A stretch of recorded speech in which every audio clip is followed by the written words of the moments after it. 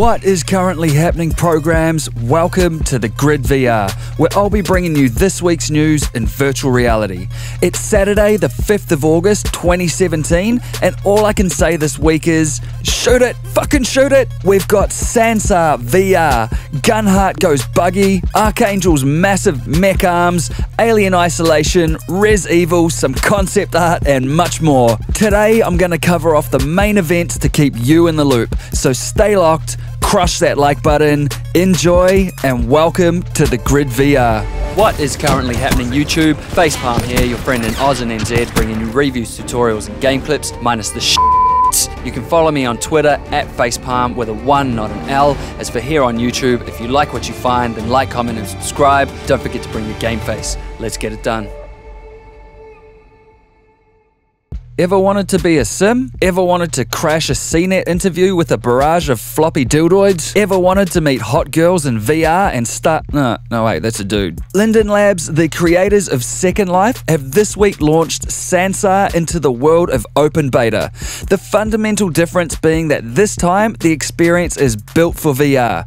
Second Life was, or is, an online virtual world, the largest on the internet in fact, that went live in 2003, where users can, among other things, socialize, shop, build, and trade virtual property with Linden Dollar, which is purchased using actual money, and they can also meet hot dude— Yeah, that is a dude. Sansar, as Second Life's eventual successor, is shaping up to be that and more. In some ways, an extension of Second Life, and in other ways, the realization of an idea formed by Phil Rosedale and his team around the late 90s. Sansar lets you build 3D assets, aka objects, and build your own photorealistic virtual environments by simply dragging and dropping. You can then share a link to your world that other Sansar users can visit and interact with, like this one from the Sansar creator profile video, though in reality will probably be more like— Your avatar's lips will move when you talk, it will blink and gesture in natural ways thanks to our now standard VR movement controllers, and I would have to imagine that there would be a natural progression to eye tracking so your avatar could manage a following gaze in real time just to further cement that sense of realistic engagement. And given that in 2015 alone, Second Life had an estimated GDP of $500 million, which is more than some countries, if Sansar is built to the same ideal and executed correctly, this could be the metaverse. And just look at how hot the girls are in— No, wait. Dude. Gunheart has hit early access this week on the Rift and Vive and is a cross-platform multiplayer PvP and PvE 3-player co-op where you aim to crush bugs, complete missions, get paid, and shoot anything that twitches with the intention of leveling up while you teleport and strafe around the place with your mates.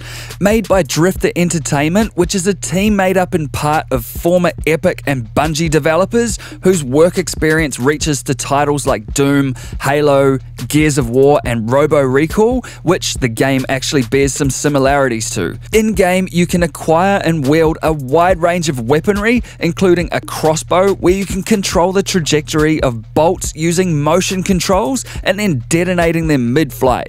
There is a multi-tool that allows you to grab objects, including enemies to use as shields, or piff explosive barrels at groups of congregating insects. The game is socially orientated and has kind of a Borderlands kind of vibe. The game is listed as a single player, which is kind of true, though you will need to be online to play the game, and you will only play by yourself until someone else joins your game. So, not what I generally class as a true single player. Some players have reported some input lag times between when they pull the trigger on a gun and when it actually fires, but mainly by users outside of main server areas or in countries no one has ever heard of. Fixes are apparently on the way, but just something to be aware of. What's exciting about this game's development though is that CEO Ray Davis said in an interview with Oculus VR that the game was built in such a relatively short amount of time thanks to Oculus's own modeling software, Medium. Ray said that using Medium to create character models and environments cuts out a lot of the steps involved in traditional game development that would usually eat up a lot of time. And it's the future implications of that sentence that get my mind ticking. And hearing a professional prefer modeling in VR to traditional methods, even for non-VR game design, is promising. The game lands at $35 US, and if you like the idea of a Starship Troopers Borderlands VR crossover, then this could be you. Archangel, the award-winning mech game from Skydance Studios, set in a post-apocalyptic America, has broken free from its PSVR shackles and made its way to the Rift and Vive this week. The game is an on-rail shooter, which means that you don't actually get to control the directional movement of the mech, but instead you are tasked with controlling its two giant arms and array of weaponry and shields in a life or death balancing game. And while the whole on-rails part seems like a killer, which for some of you it will be, the game is actually quite difficult due to the sheer amount of things going on that you need to cope with at one time using the mech's arms alone. So unless you have the reflexes of an Asian ping pong player, then you're likely to have your hands full without the added burden of free movement. If you're expecting an Evangelion, Hawken, or even Titanfall type of mech game where you can get into a giant mech and have full control of its capabilities, then this isn't it. But if you want a hectic, challenging, visually stunning giant mech game, then you're in luck. And briefly, Alien Isolation, the mother VR mod, is up and it's fucking mental. If you want to crawl your way around Sevastopol Station in a brown pant-inducing sweatfest of nervous tension and consistent doubt as to whether you even have the testicular magnitude to see it all through, then be my guest. The tutorial is up here, and if you have the Steam version of the game, you're in for a treat.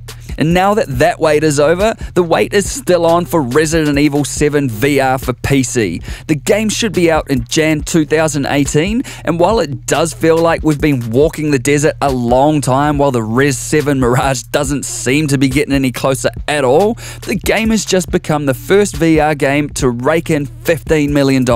Sort of. On the website, it shows that almost 260,000 programs have played this game in VR, which looks to account for around $15 million in sales. Shebas. A program called Eric 3D, as the username would suggest, has designed a full chess set in Oculus Medium, then 3D printed it. And this was the result. And I'm like, so I did this.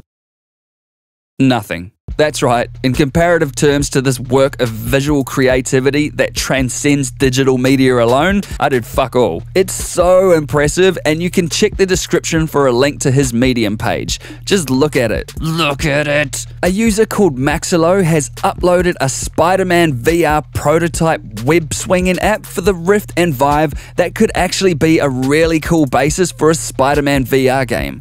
If you want to swing from cell-style New York buildings like the web swinging legend you wish you were, then check the description for a link to the zip file, run the .exe file inside, use your left stick to move, your right stick to turn, press A to jump, the grip button to shoot web, and revel in the possibilities. One of the Lucky's Tale dev team has uploaded some Oculus Concept Art from various Oculus experiences like First Contact, Paper Town, Robo Recall, Farlands, Chronos, Oculus Home, and Edge of Nowhere. And it's really cool. For me, seeing First Contact going from what looks like a cluttered but stunning first concept to a boss 80s game cartridge cover and onto a functioning environment that still maintains the beauty of the original idea was really fun. And Epic senior designer Nick Donaldson also showed up to post some marketing content for Robo Recall, and you can check the description below for a link to all those images. Oculus Quill has just received an update which includes performance improvements,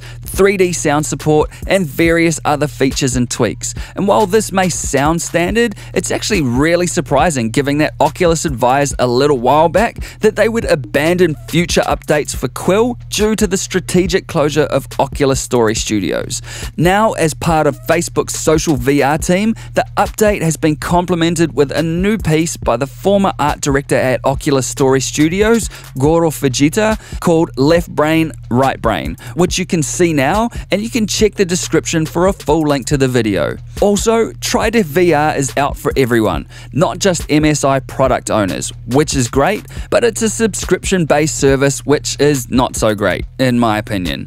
The app lets you play traditional games like Dead Space in stereoscopic 3D, and with the update, a secondary application like virtual desktop or big screen is not required. And one of the benefits of this is improved performance through a streamlined process.